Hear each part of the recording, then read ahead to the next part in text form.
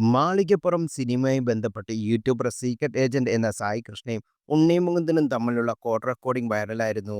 സിനിമയെ വിമർശിച്ചുകൊണ്ട് secret agent ചെയ്ത വീഡിയോയ്ക്ക് പിന്നാലെയായിരുന്നു വിവാദങ്ങൾ ഉടലെടുത്തത്.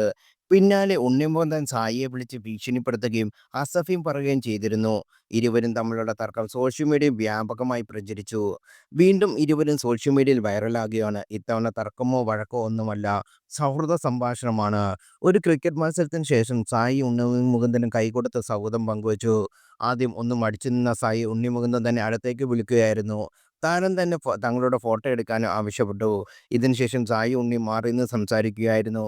ശത്രുക്കൾ ഇനി ഉറ്റ സുഹൃത്തുക്കളാകുമോ എന്ന വീഡിയോ കണ്ട സോഷ്യൽ മീഡിയ ചോദിക്കുന്നു. മുമ്പ് ഉണ്ണി മുകുന്ദനും പ്രൊഫഷണൽ മാനേജറായ വിപിൻ കുമാറും തമ്മിലുള്ള പ്രശ്നത്തിൽ താരത്തെ പിന്തുണച്ച് സായി കൃഷ്ണ രംഗത്തെത്തിയിരുന്നു. മതവും വെറുപ്പും ഉപയോഗിച്ച് മാർക്കറ്റ് ചെയ്യുന്നത് മാത്രമാണ് വിപിൻ കുമാർ അറിയുന്നതെന്നും ഉണ്ണി മുകുന്ദന് സംഘിപ്പേര് ലഭിച്ചതിന് കാരണം ഇവനാണെന്നും സായി കൃഷ്ണ യൂട്യൂബ് വീഡിയോയിൽ പറഞ്ഞിരുന്നു അന്ന്.